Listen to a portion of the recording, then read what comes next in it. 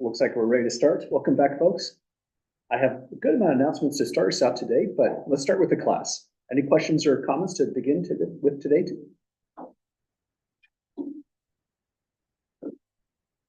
Okay, I think my big announcement is really about the exam one. It's going to be held next Monday. And so far, this is the information we have on the exam.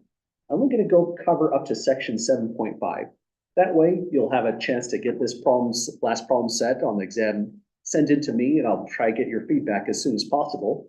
The due date on this is September 16th. I realize that's the day of the exam. If you get it to me early, I'll make every effort to grade it early and get it back to you so you can have extra feedback on all those sections. So on this exam, you would want a calculator. TI-30XA, TI-30X2S are the calculators that we put on the syllabus as allowed on the exam. The major thing is that we're excluding graphing calculators, cell phone calculators. So if you have an ordinary scientific calculator, I'm not going to be super picky. You should be just fine. Also, we mentioned this before, a single 8x5 by 11 inch page of notes. So letter size is allowed on exams. So you can have information on both sides. It can be handwritten or typed out. But as you go to write out those page of notes, keep in mind I'm making this the last page of the real exam. I feel like some of these derivatives are kind of esoteric. They don't come up every day. Some information on the definition of hyperbolics in case it comes up, and a trig table in case a trig evaluation comes up. So you could put that on your notes, but you'd have a little bit more real estate if you skipped those. Also, I have 3 different versions of the sample exams. Starting with the first one, some of the problems here are a little bit more challenging, but they're brand new problems. So they go on a section by section basis.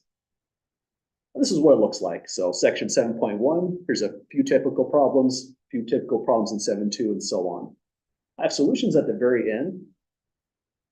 But if anything just looks out of order there, let me know. I didn't know how to type that, so I just did the long division with a pen. So this is where you can get some fresh problems. But like I mentioned, some of the problems are a little bit more challenging there. In a real exam setting, I'm not going to write a question that could take a lot of page real estate, tons of writing. The exam questions have to be a little bit more direct, getting right to the concepts. So they'll be more short, sweet type questions. I think I'm asking about 8 in total, give or take a question. So you could take a look at this for some new problems. If you take a look at version 2, I don't have solutions on the back of these, but the solutions are on the Moodle website. These are the blank lecture notes. That doesn't sound exciting because you've seen those problems before. But what happens now is this is generally basically just a big worksheet. I took out all the formulas, all the comments, and just put down the actual exercises. So these are the same problems. The solutions are on the Moodle webpage. If you're like me, and if you're looking at just a random problem like this one, that is kind of foggy. It does feel like a new problem in all honesty. But if you have good recollection of how that goes, it's probably less value.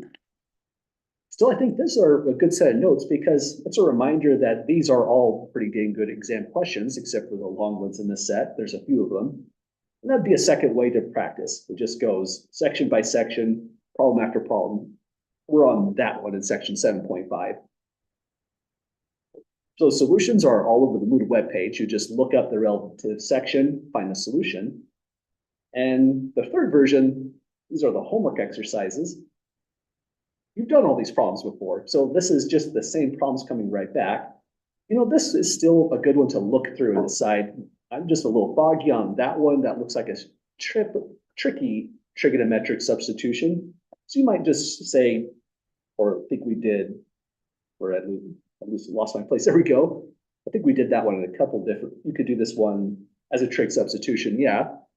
So this is just a list of problems you can come back to and just see them again and give them another try. But again, they're all problems you've seen before. The major reason I put this document on there is just a reminder that this is probably the most important thing that you could do to get a great exam score. My exams are heavily based off the actual homework problems that I assign in those sections. When I assign those problems, that's actually how I make my notes. I decide what I'm going to assign as homework problems first. Then I make the section notes based off those problems. And the exams are really based off those 3 documents in that way. So if you're studying for an exam in this class, this is what I recommend. Getting caught up on those 5 sections in particular is the most important thing you can do. The sooner you get these completed, the faster I can get you the feedback. I'll be trying to grade on Tuesday and again on Friday, as well as throughout the weekend this time, since we're coming into an exam week. So the faster you have those set up, solved, and get your feedback back, that'll make the biggest difference possible on the real exam. So that's where I would start. I would go through these, my first step to studying for the first exam. Make sure that these are all done. When you get your feedback on these, if you miss some points here or there, make sure you understand why. Make sure you can solve that problem again, navigate through whatever the error could have been. Then after that, I'd start looking through these other documents, probably version 1, version 2, taking a look at these just to get additional practice. And with each of these sections, it's not as if, oh, didn't mean to scroll. It's not as if you do every single problem on the set. It's more, maybe you just felt like 7.2 was the tricky section. You could focus right in on section 7.2 on these particular problems here, and same on the other documents. Well, that's my whole spiel for the upcoming exam 1. Any questions at the moment, folks? Yeah. In class, right? That is a really good question. Yeah, it sort of depends. So there's like 3 different sections of this class all running as one class. If you're in this section right here, you're probably in class right now. For everyone in that section, it'll just be in this room. That's correct. I'm gonna think of this as a 70-minute exam. This class is officially 67 minutes, but 70 just sounds about right. That seem okay to everyone? Okay, so officially we're just thinking of it as a 70-minute exam because 67 minutes is just weird. I don't know why they did that. If you're in this section, then you're in the online section of Calculus 2, and I would have communicated with you on how to get with the right testing center. So I sent an email off to folks testing in the Pocatello Testing Center, as well as for folks who are in the far out testing centers as well. If you haven't gotten that email, then just send me an email right away, and we'll get it sorted out.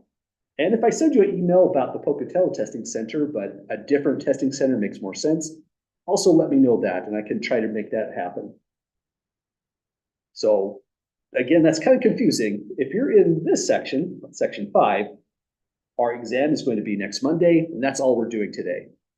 That means if you're in the online section and you had your exam scheduled for like 2 o'clock on Monday, you might log into Zoom right around 7 o'clock on Monday, but there's no one there.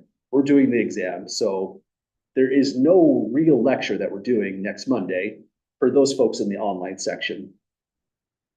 Other questions about that? I have a question about the exam. Like, so if I am registered for the online class, can I come to the class for the exam? Yeah, if you are on the online section and you'd rather come in person, that's totally fine. I'll have enough exams to accommodate. You might want to send me an email just in case I put out the right number, but that shouldn't be any trouble at all. You should be just fine to do that. Okay, thanks. Yep, absolutely. And Other there's questions? a hard time limit of 70 minutes.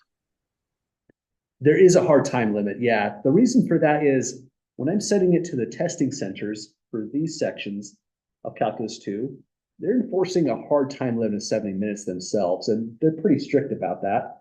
That means it becomes a fairness issue for the entire class. So for the in-person class, section 5, I also have to stick to the 70 minutes just for the sake of fairness.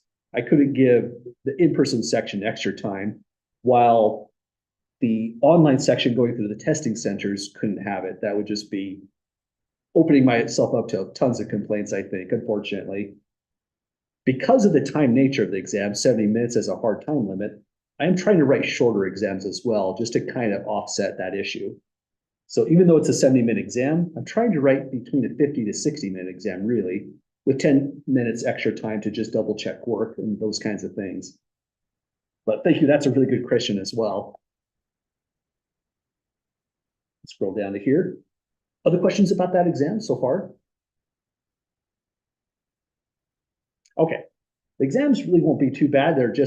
It's kind of nerve-wracking doing an exam for the first time when you don't really know how the questions are going to be written. But that's again the reason I wrote this again. I write the questions in pretty much the same kind of style as what you see right here.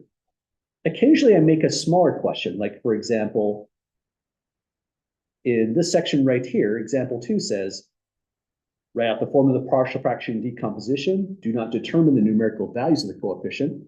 I have a question that goes like that, just so that the problem doesn't become like a 30-minute problem on a timed exam. So sometimes you just do small parts of a problem, and the instructions say, do not go forward or stop at that point.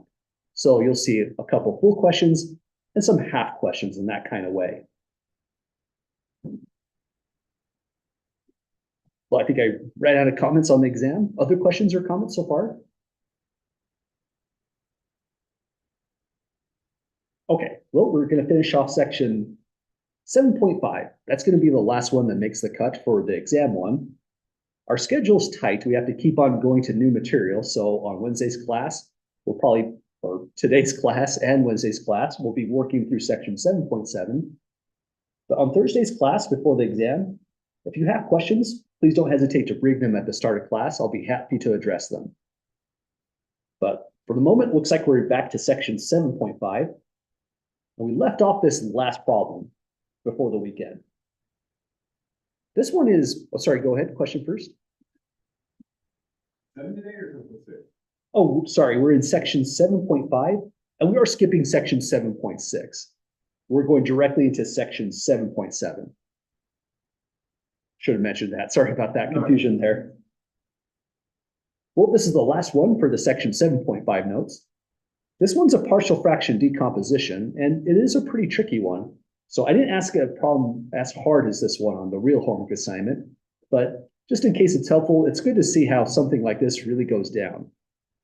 We're going to have to use the method of equating coefficients to maneuver through it quickly, but then it just becomes more review on integrating once we solve those coefficients. So the new technique is just solving for everything. Here's how it starts. We need to take that thing, the integrand, x over 2x plus 1 cubed.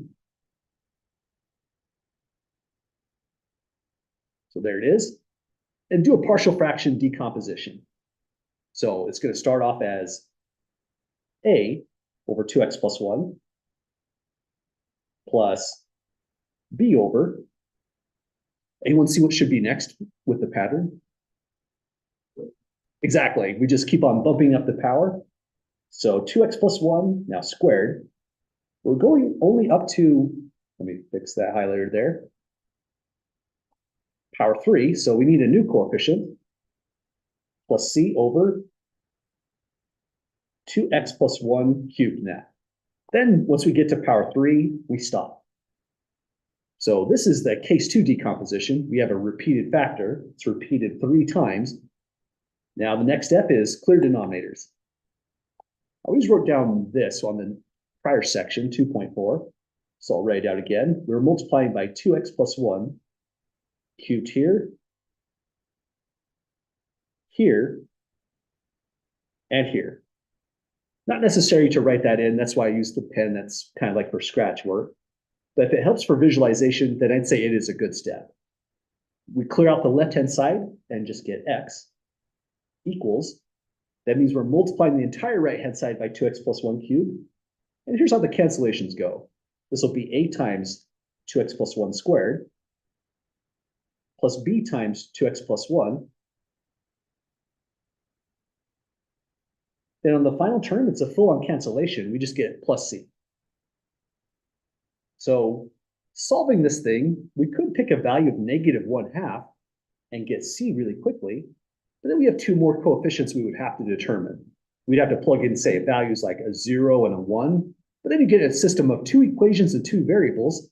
It becomes more of a linear algebra kind of approach. It would work, though. We can solve 2 equations and 2 variables. It just takes some time. In this situation, the method of equating coefficients just turns out to be a little bit more efficient. So here's how it goes. I'm going to leave it as x on the left. But on the right-hand side, we're actually going to expand things out. So let's start by squaring 2x plus 1. This is now a times 4x squared plus 4x plus 1 after FOILing. I'll distribute this in on the next step. So all I've done here is just squared out 2x plus 1. The next thing we need to do is distribute the a and the b coefficient into those groups. So we have x equals 4ax squared plus 4ax plus a. Because we're equating coefficients, you definitely want your x as the factor on the far right, because that's how we're going to organize them. Degree 2, degree 1, and constant. Then do it again for b. 2bx plus b plus c. So we're still not at the step of equating coefficients, but we're almost there. What we observe is there's a power 2, a power 1, and a constant term.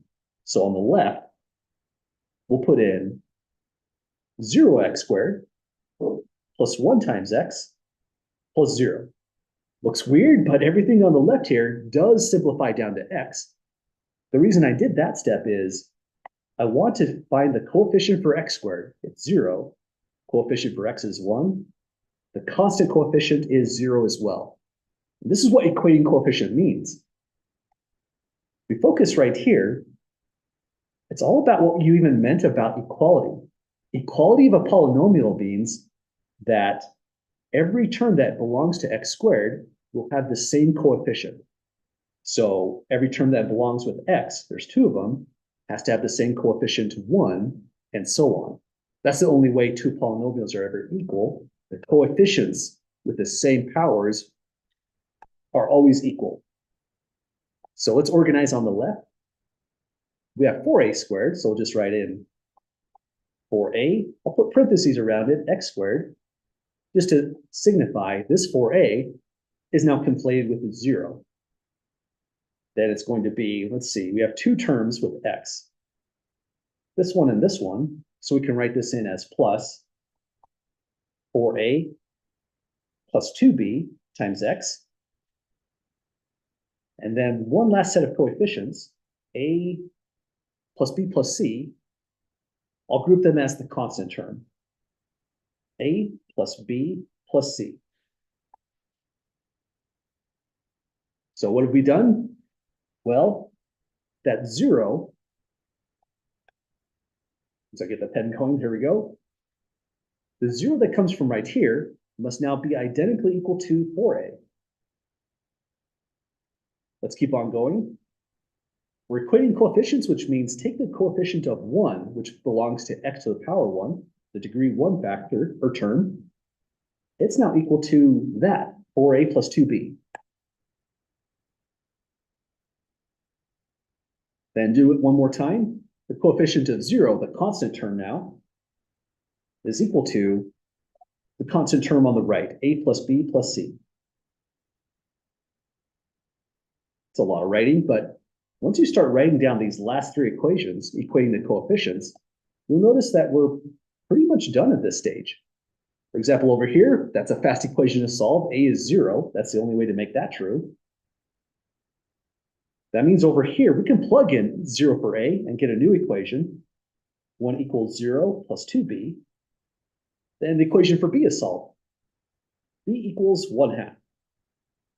So now we have 2 values over here. 0 equals 0 for a plus 1/2 for b plus c. That equation is immediately solved. C equals negative 1/2. So that gives us everything in one shot. But we would only use this method if you have this kind of situation. A high power repeated term means this is a good way to go. It works in a lot of different problems too. So it gives you different options if you want to calculate a little bit differently in section 7.4. But that's the whole punchline of equating coefficients. Any questions at all, folks, with that method? Yeah. Well, the 0 right here was just so that once you simplify this, that term wipes out, we get back to x. Similarly with this one, 1 times x results in x.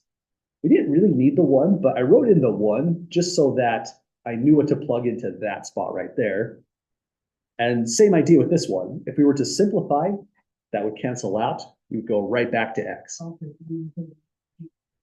Exactly, yeah. If this was like an x plus 7, a 7 would have been in that location right here, but still a 0x squared. Other questions at the moment? Is there a reason why you did 2x plus 1 cubed a rather than 2x plus 1? So when you're doing your least common denominator to figure out A, B, and C, you did 2x plus 1 cubed. Are you looking up here? Yeah. I'm curious, because couldn't you use 2x plus 1 to the first power? Oh, I see what you're saying. Yeah. And then What- A and C would be flopped. It would still be the same sum. Well, the reason I had to go with power 3 right here is because I should have wrote this in at the first step. I need to clear out the 2x plus 1 cubed over here. So this is what kind of just forced my choice to the power Okay, 3. missed that. Yeah. That makes sense there? Yes, that clears it up in my head. I should have wrote that in on the first spot. So I'm glad you mentioned it. I think that helps on the notes. Whole goal is to clear out that denominator, so it fixes the choice there. Other questions at the moment? Okay, it's easy to celebrate too soon on these things. We have to remind ourselves, we're back to this problem. So let's take this right here. Oh, it's not easy to paste sometimes. Microsoft gets a little bit angry. It's because I'm on the last page. It doesn't think there's white space below until I actually put it in. Okay, so we're back to that question. What is the definite integral from 0 to 1 of x divided by 2x plus 1 cubed? But now we get to say that it's equal to a definite integral from 0 to 1 of, we come back here and just plug in the numbers. So it's going to start with, well, 0 over there, so we skip that first term. That's kind of nice due to a is 0. Next, b, we have 1/2 divided by 2x plus 1 squared.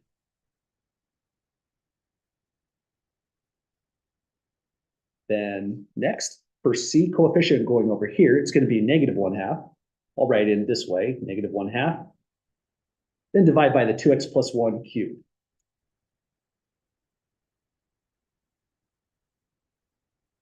So now all of this algebra, just so that we can integrate that function down there.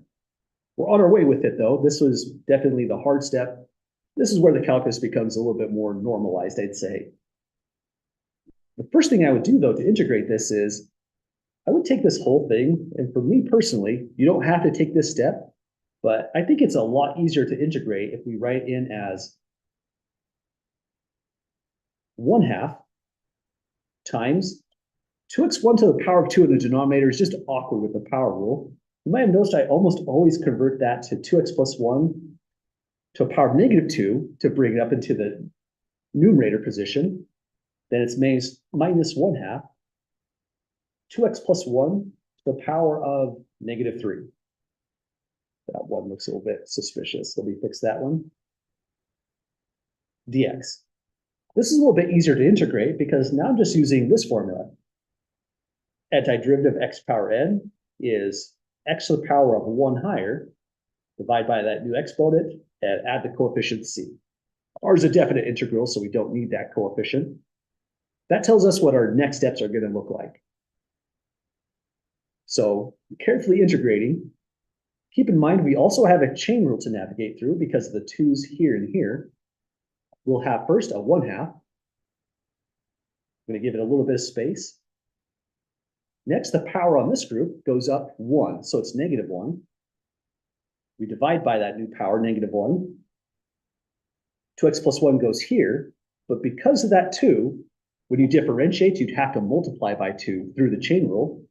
So account for it with an extra 1/2 in that way. So that's how the first term would get integrated. Does that make sense to folks on the approach for that one? Okay, there's a lot to simplify still, but it's at least a direct way to get an antiderivative.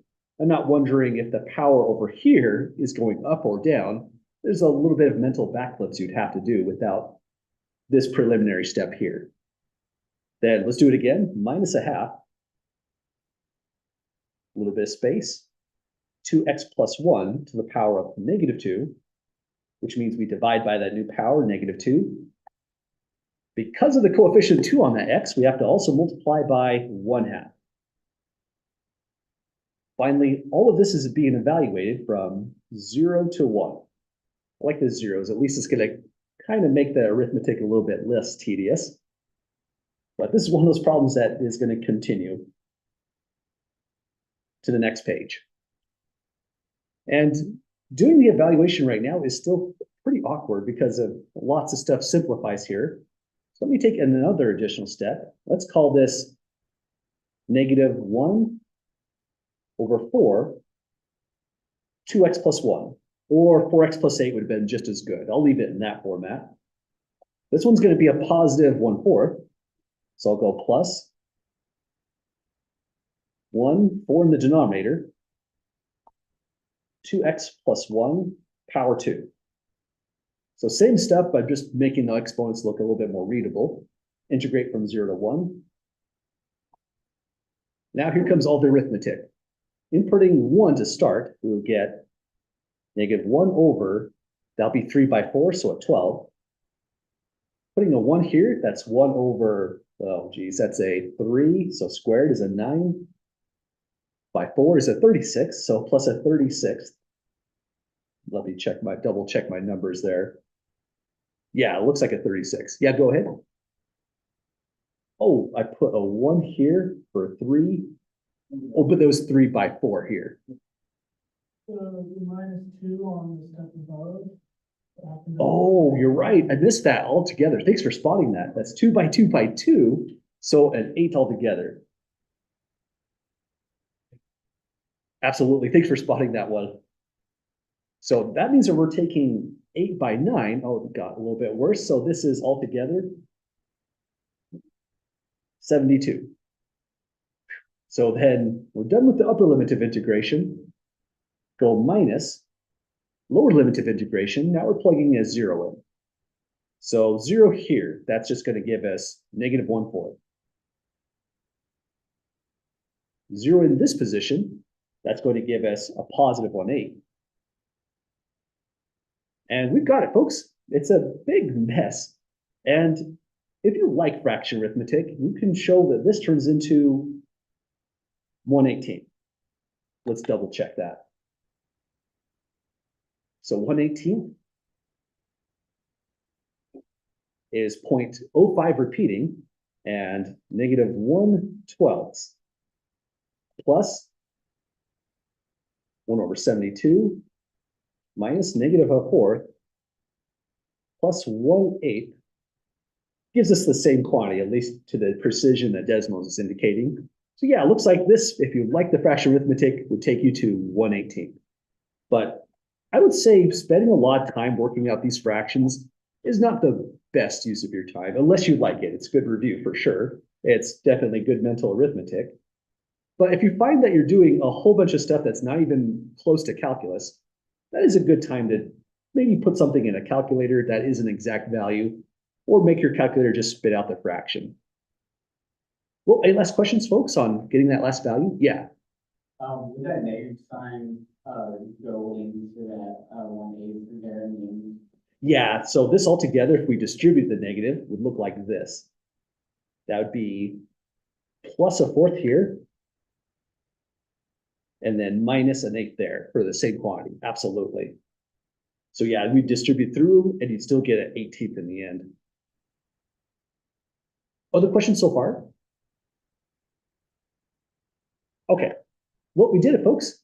I did want to add one additional thing to this problem. This one is a pretty long one, lots of things to calculate.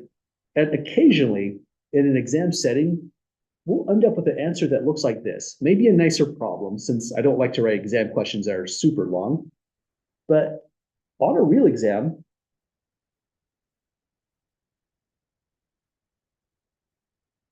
this is a perfectly acceptable answer. Exams are our time, so you definitely never want to waste time on a real exam, finding your least common denominators, doing all that kind of stuff, unless you're done with the exam and maybe it's kind of fun, you want to take that additional time just for your own sake. But a real exam, if you stopped right here on just the exact fraction here, you've navigated through this part, that's the calculus part. Here on out is just pure arithmetic, so that is a good stopping point in an exam setting. But I think that's all I had to say with this problem. Any last questions, folks, at all? Okay. Well, that was our review for integration in section 7.5. Lots of weird different problems inside here, and similar problems assigned in the homework. But like we mentioned before, if you get stuck working on, oh, I closed Moodle. If you get stuck working on any of the problems in section 7.5, don't hesitate to email me. I'll be happy to point out some things to try and that kind of stuff. Now, for the moment, we're now in section 7.7, approximate integration. I changed example 3, I changed the sign from negative to plus. So on example 3, if you're curious, if you already printed it out, with a minus, this wouldn't have made sense. We would have been dealing with a complex valued integrand on the domain -3 to -2. So I changed it to a plus. Now the problem just suddenly works out. So section 7.7 is a nice section, and the homework in this doesn't look too long. I think I need to open up that Moodle just to show you. But there's something you want to watch out for the homework in this section.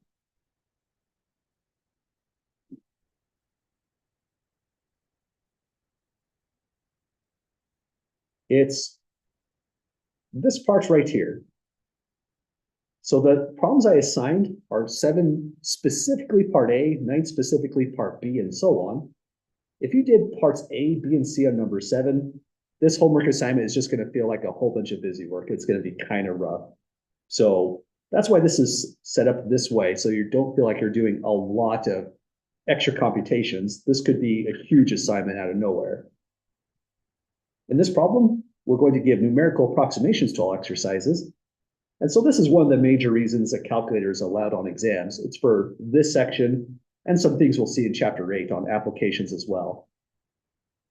Well, we're taking another look at integration. I mean, we've been talking about it all semester. It's week 4. But now we get to say, what do we mean exactly when we integrate something? Kind of a review from Calculus 1. And one theorem that comes out of Calculus 1 is this one. If your function is continuous, and it's continuous on a closed set, so the bracket means A is in the domain. If it was a parenthesis, it would have been an open set. So continuity on a closed set means your function always has a maximum, an absolute maximum. It always has an absolute minimum. That means there must be a total area, and that's true. Those two conditions alone are enough to say the function f is integrable on the set from A to B. In other words, you can integrate it and get a number out. There's other things you can say here. If there's at most finitely many jump discontinuities, it's still integrable. But we usually focus on the main statement right here. So we love continuous functions and closed domains. There's always a definite integral for those. But then we have to say, what did we really mean by a definite integral? That's it right here. It's just a whole bunch of symbols. But here's a refresher on this. When you write out that function, that's the integrand here in blue. It could look something about like this. It says integrate from A to B. Those are values on the x-axis. So there's a lower limit A. Here's the upper limit B of integration. Let's our function do something mostly normal. It will stay positive and become negative at a certain spot right around here. So here's y equals f of x. If we want to integrate this function, would you say it's the area under the curve? It sounds correct, right? But there's a little bit more to that, because this area, would you consider it to be positive or negative area in this situation? It is negative. When we define the definite integral, this becomes negative area, and this becomes positive area. So when we go to integrate from A to B, what we're really getting is the total signed area, the positive contributions added together with the negative contributions to get a total net. Then we have to say, how do you even get that area? That's where it gets a little bit wild. You have to partition the interval A to B into n subintervals of equal width delta x over n. So it would look about like this. A would be x naught. Let's call that x1, x2, and let's call that, oh geez, pretend they're equal widths, and this is x3. Sometimes you have to use your imagination when you're drawing things out by hand. And here's x4. So the width between every one of them is that delta x.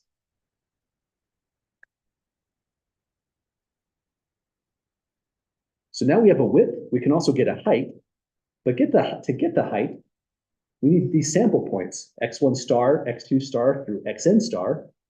They're in these intervals, xi minus 1 to xi. So in other words, we're talking about x1, it's between x0 and x1. So between here and here. So x1 star, these are kind of hard to draw out, but let's give it our best try. If we zoom in a little bit more. x1 star could be anywhere in this interval. If you're doing a left endpoint rule, it could be A. So x0 could be x1 star. Then over here, you could be doing a midpoint rule. It could be right in the middle. Here's x2 star. But it looks like we're mixing up. These are going from a left endpoint to a midpoint, and that's also allowed. Your points can have some random pattern as well. Let's make the next one be a right endpoint. This will be x3 star. And just a random one in this last interval. Let's say over here, using the trick of an arrow, this is x4 star. So once you get those put down, they determine the heights of their approximating rectangles. How they do that is you go right back to where they're indicated. Here's x1 star. It's relative to this position. It causes a height to go up to that value and stop at that height. So x1 star determines f of x1 star, which is now the height of the very first approximating rectangle. It's shaded just to emphasize. Again, it's all kind of review, but these are the sort of pictures you see once in a Calculus 1 class. They're extremely vague and foggy, and they're still vague and foggy in Calculus 2. But the more you look at these and think about them, the more it all comes together, what we're really doing in integration. Let's finish out the rest of these rectangles, but any questions or comments at the moment? Okay, well, starting next at x2 star, we go all the way up to that height. The location of x2 star determines the height of the next rectangle. So it goes from here to here. Yet imagine they're all equal widths. I don't quite have it perfectly equal widths by the drawing. Next one, x3 star, is a right endpoint. So right here. This is why we get negative area. The contribution in this location gives you this value, f of x3 star, and it's a negative quantity now below the y-axis. So when we use these rectangles out here, we're getting negative contributions towards the total definite integral. And here's the last one, another negative rectangle. Right here, x4 star, we hit this location, comes over, oh, I went a little bit too off on there, comes over and around, up and through. So take all those rectangles. This is the picture when n equals 4. You can take all those and add them up. They're all areas now. And this is what you would be adding up, stuff that looks like this. You have the function height, that's the f of x1 star, multiplied by the width, that's the delta x. So that's how it all comes together. And we refer to this summation as the Riemann sum. This is just the shorthand notation, and this is the expanded notation. Every one of these terms just refers to a rectangle. So that's all kind of lovely, but the trouble with this is if we use a Riemann sum, these are always an approximation to the definite integral up here. We'd like to get the exact value if we can, but there's times when we can't. That's why we're in approximate integration. But if it's attainable, then there should be a way to do it, and this is the way. We take the picture for when n is 4, and we just allow n to get larger and larger without bound. In other words, this is the true definition of the definite integral. It's the result of a limit as n goes off to infinity of the Riemann sum. When n goes to infinity on this picture, you can imagine that the rectangles are becoming so fine, it almost looks like a sawtooth pattern until you don't even see it anymore. It looks just like the curve. There's just no way to actually visualize it. That's because if n goes to infinity, the formula for delta x is this. B minus a divided by n. The widths are going to zero themselves, but we're getting more and more terms altogether. So there's a compromise in this limit. Although that piece goes to zero, we're adding up so many non-zero terms altogether that we get a total area, either positive or negative. In this picture, it'd be positive because the curve is above the x-axis much more often than below. So that's the whole process. And this is lovely if you can find, by the fundamental theorem of calculus, a way to get that antiderivative. It says what you've really found is the world's best way to do a very, very complicated limit. That's what's brilliant about the fundamental theorem of calculus. It just relies on an antiderivative. But then we have another problem. Here's the biggest problem we have of all. Let's take, say, a function like, say, this one.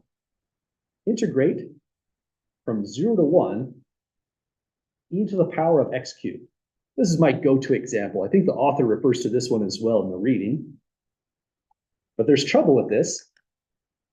The trouble is y equals e to the x cubed has no elementary, that's a weird word, but let's stick to it, antiderivative.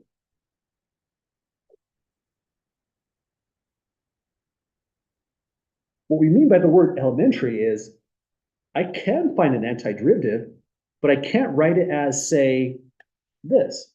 Antiderivative of x is x squared over 2 plus a constant.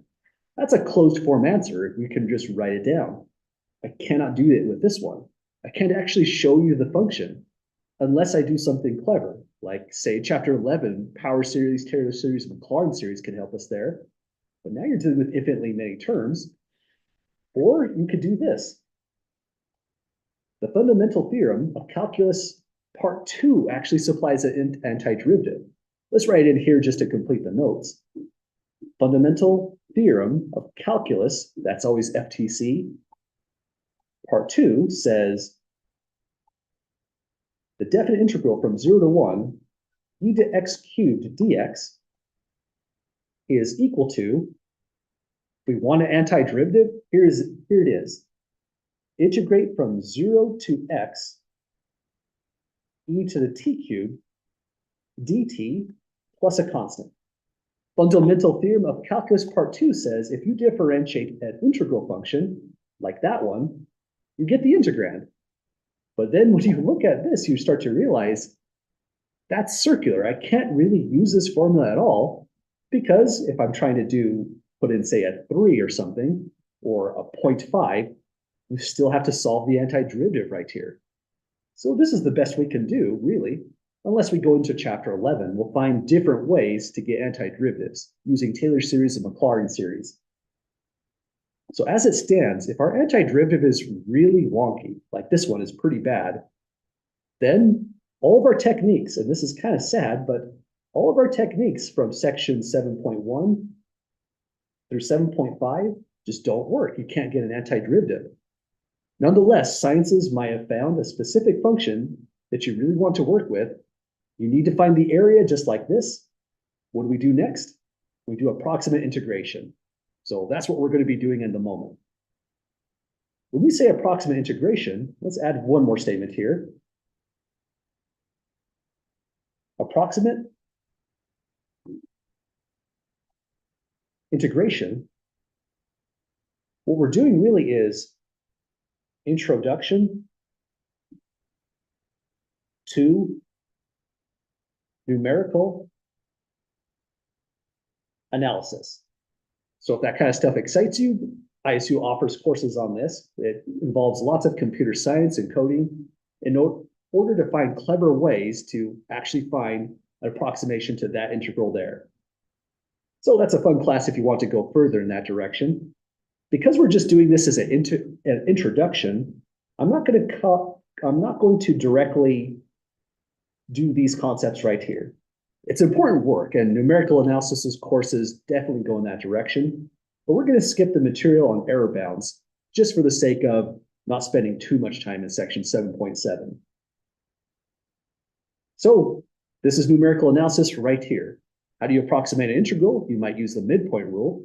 This carries over from calculus 1. Then there's also the trapezoid rule that we'll take a look at. And finally, there's going to be Simpson's rule, the last concept on these notes. So let's start right here with midpoint rule. Using n equals 4, we'll approximate, that integral there. This one doesn't look too friendly. There could be a way with the right substitution, but let's just directly hit it with the midpoint rule. What are the steps? Well, the very first thing you'd want to do is I'd always calculate that right away. We know n is 4, so I would probably write out as a first step. Delta x equals, what would you all say that b is in this problem? Has anyone spotted it? Absolutely, we just go to the upper limit of integration. So the b is 2 minus the a, which is 0. We divide by n. That's going to be the number of approximating rectangles, so 4 in this problem. So we get 2/4. I'm going to use the decimal 0.5. It's just easier to write down. So once we have that down, I would pretty much just write down the function, or the formula. This is the integrand in blue. This whole integral is going to be approximately equal to m4. This is my way to say m for midpoint rule, 4 with 4 approximating rectangles. M4 is by formula delta x multiplying f of x bar 1 plus f of x bar 2, f of x bar 3, plus f of x bar 4. So I haven't done much, but got started with writing down the formulas. We now know what delta x is. The f in all these formulas are referring to the integrand up here. So next thing we need to get is, where are the x values, x bar 1 through x bar 4? There's a clever way to do this, but if you like, that always works. You could average these two. Sorry, go ahead. Bar is just a way to say average. So that's a good one to put in the notes. Thanks for mentioning that. Average, or if you're a statistics person, you might say mean. But either way, that's just denoting the average of the 2 points. So it is a straight bar. Yeah, correct. Let me zoom in on that just a bit more to highlight that. Yeah. So with x bar 1, it says average those two values. And here's how you could do it. Well, x naught is lower limit of integration, 0. You could find your x1 by adding delta x, but you could get your first x bar 1 immediately. I would go from here and write out x bar 1 equals x naught plus delta x over 2. So the logic on this one is, this formula is saying, take your leftmost point. Delta x is the full width of the interval, so if you cut it in half, you're going to the first midpoint directly. I think sometimes this is just easier to calculate in almost all settings, but if you average x naught, x1, that works just as well. Using the formula, x bar 1 becomes 0 for x naught, plus delta x divided by 2, that would just be a 0.25. So we have the first value. Now we're ready to just write everything in. Any questions so far, folks, to that stage?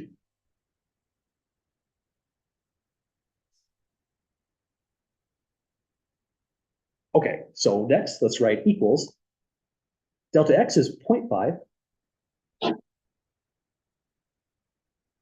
F of x bar 1, the way I'm going to write it on the notes is just to clarify, I'm putting x bar 1 right where x to the power 6 is. So this would become 1 over 1 plus 0.25 to the power of 6. Kind of a weird fraction there, but moving on.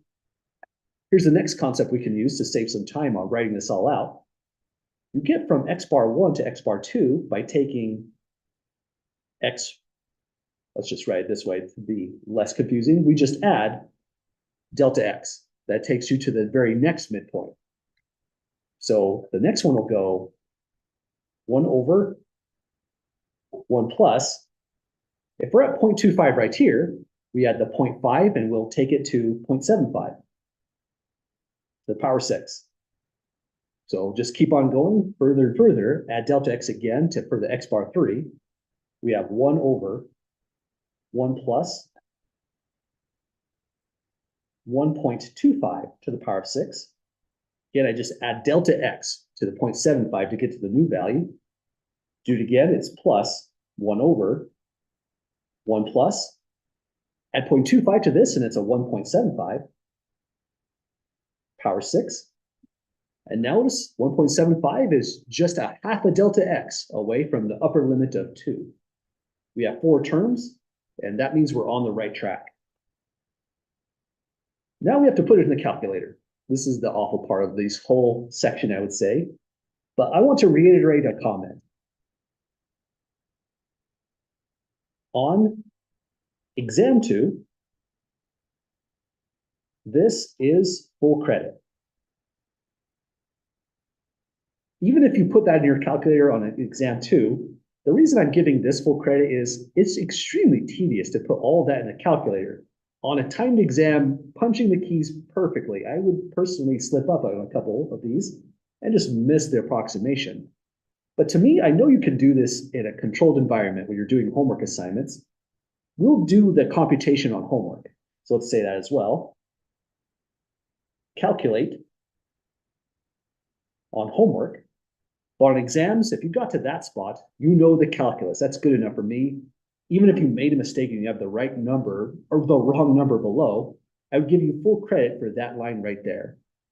So the thing we need to do next is actually calculate it. Any questions before we throw this in a calculator? Okay, a calculator, oh, sorry, go ahead. Why do you use M4 just a close approximation? It was just for a quick example on just the midpoint rule. And 4 was just so that we didn't have too many terms, but nothing too special about M4. It actually is a little bit better than the right endpoint rule, left endpoint rule, trapezoid rule for most functions. But one of the better rules is going to be Simpson rule for great accuracy. So mostly just for practice on this one, for how midpoint rule goes. Yeah, go ahead. Generally, give us the value. Absolutely. I'll have to tell you the rule and the end to use it on. In fact, even on the last problem, we're going to do something on data throughput. I have to tell you the rule, Simpson's rule, and the number of rectangles, 8 on this one as well. Yeah. Why is it approximately equals M4? Oh, the M4 right here, that was just me abbreviating midpoint rule with N equals 4. Oh, Just a quick way to name it, really. okay. Just clarify, the greater the number of N, theoretically, the higher the accuracy. Yes, absolutely. Yeah, we'll get better and better accuracy the higher N goes. Absolutely. You bet. Yeah, go ahead. On a real exam, you could see, it would be exam 2. The big ones are going to be trapezoid rule or Simpson's rule. So one or the other. Same with the final exam. I'm only going to ask one, so one or the other. So think of the midpoint rule as just kind of practice before we get to the other ones. Other questions so far? Okay, so here's how I would calculate this. You can get a calculator like this one. I'd get the TI 30X2S because you could put all in one line, not do order of operations term by term. But because this is more of a homework problem at this stage, I would encourage you to use more technology than that because this is really tedious. This is how I would do it on a homework setting. Pick out a calculator. I think Desmos works just fine. And step 1, put in the function. So type in f of x equals 1 divided by 1 plus x power 6. So now we've got a curve. The graph is there too if we ever needed it, but you know, why not? The graph alone tells us we're expecting positive area, so that's kind of nice in its own way. Then down below, once the function's in, here's what I would put in. So starting with delta x, let's go 0.5, then in parenthesis. We're putting these in, but you wouldn't even want to type in this much. That's too much typing. Put in the input, x bar 1 is 0.25. So f of 0.25 calculates all of this times 0.5 in one shot. Then do this one plus f of 0.75, f of 1.25, f of 1.75, and that's your computation done extremely quickly. Let me do a screenshot here just to indicate this is the way I'd say is the best way to do the homework, since I know everybody could put it in the calculator. It's extremely tedious, even as homework when you have extra time, but it just feels like busy work. If you can find a way to streamline the computation, I'd say go for it. It does not work on exams for obvious reasons. We can't access this kind of technology on a real exam setting. But on exams, again, this is a natural stopping point. So this is just going to be a screenshot to remind you that that's a nice resource to use. Your answer, I didn't say what to round to, so I'll go for a 1.0450.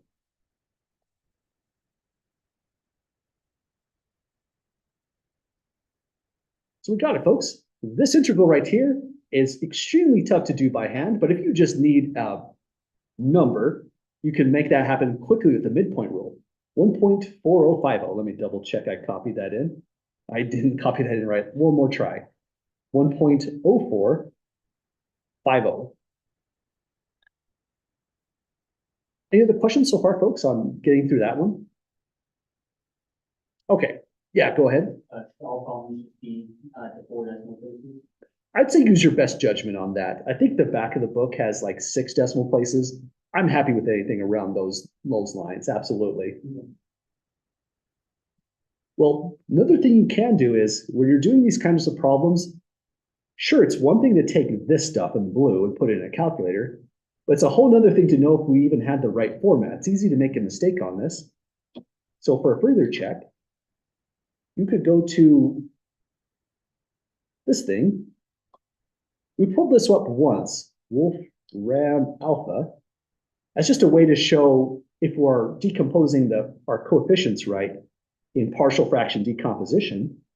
But this is actually a pretty powerful calculator. You could just tell it integrate 1 divided by 1 plus x power 6 from x equals 2. Let's go from lower to upper. X equals 0 to x equals 2. And it probably will do it. Let's see how it takes the information. Yeah, it says their integral to the same amount of places, well, yeah, 4 places, is 1.0410. We're off, but we should be off, right? We did a pretty blunt approximation with the midpoint rule just for rectangles. It's kind of remarkable that it actually came out as accurate as it did. So you could just use this to show, is your number even in the right ballpark?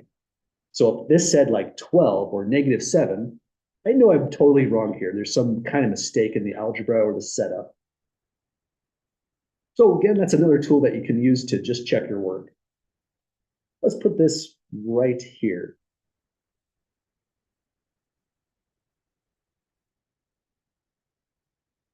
So this is for fast computation, and this is for checking your work.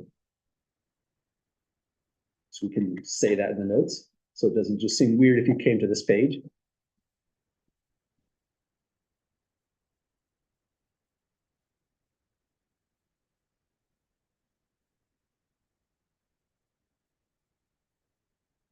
Well, we've got about 9 minutes or so. And for the next part of notes, let's end class here on example 2. I think that's going to be a natural stopping point. We just took a look at the midpoint rule. That's going to carry over for calculus 1. And so is the left endpoint approximation and the right endpoint approximation, or left endpoint rule denoted by ln, right endpoint rule denoted by rn. Those are great rules, and they both give you the exact definite integral. Because the major feature is we're taking a limit as n goes to infinity. But if we're approximating, the left endpoint rule alone as an approximation doesn't do a great job. Neither does the right endpoint rule. You're forcing a bias to be consistent all the way through. Sure, if you put a limit in front of this, it becomes exactly, not approximately. But you can imagine if you did a left endpoint approximation, a right endpoint approximation, how do you get the best answer out of both of them? Average the results. The true answer has got to be somewhere in the middle. If this is always biased in one direction, that's biased in the opposite direction. the average of the two should do a decent job. And that's the whole idea about the trapezoid rule. This is the average of ln, left endpoint rule, and Rn, the right endpoint rule. So let's derive it. This is one of the few derivations we do in this class, but sometimes it's worth doing it. To get the trapezoid rule, you take Rn plus ln, so your results from the right endpoint rule, your results from the left endpoint rule, average it just means divide by 2. So that's how it starts out. That divide by 2 we can factor out as a 1/2. And I think we're going to need color coding for this one. Right endpoint rule we have indicated up here. Oh, down here, here it is. It starts with the delta x. And that multiplies f of x1, f of x2, and so on, up to f of xn. Then we're adding to that the left endpoint rule. Now, you know you're looking at a right endpoint rule if xn is the last term you see there, f of xn. You're looking at a left endpoint rule if your first term is f of x naught, not f of x1. You're actually using your far left endpoint. So this one turns into a delta x, multiplying, oh, and I should close brackets. There we go.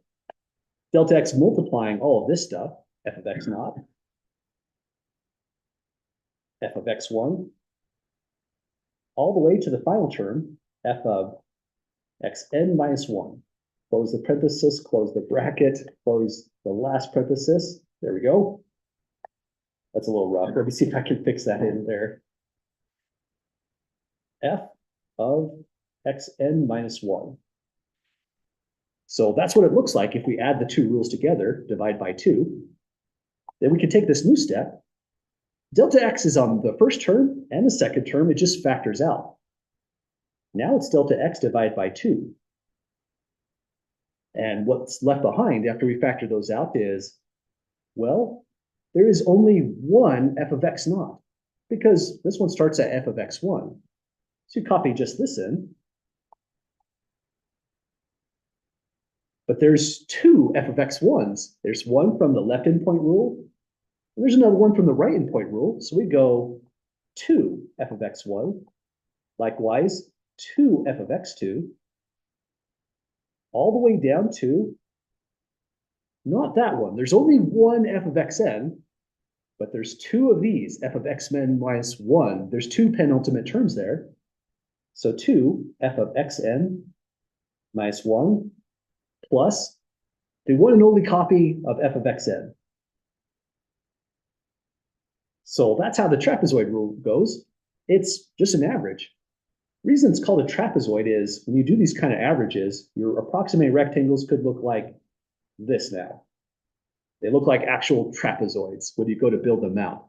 We're not going to actually sketch them. That's going to be way too much work to get all that sketched in. But that's the reason it's named as such. So when we turn on Wednesday's class, we'll take a look at trapezoid's rule.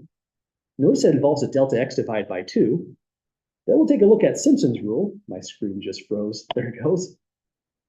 Notice it involves a delta x divided by 3 and a slightly different number game, 4, 2, 4, 2, and so on.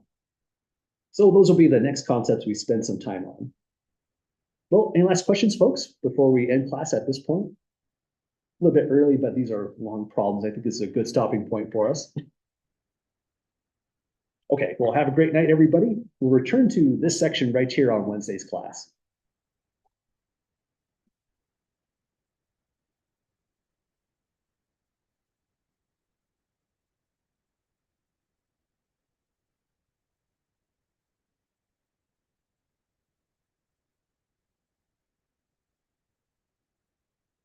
Thanks, folks.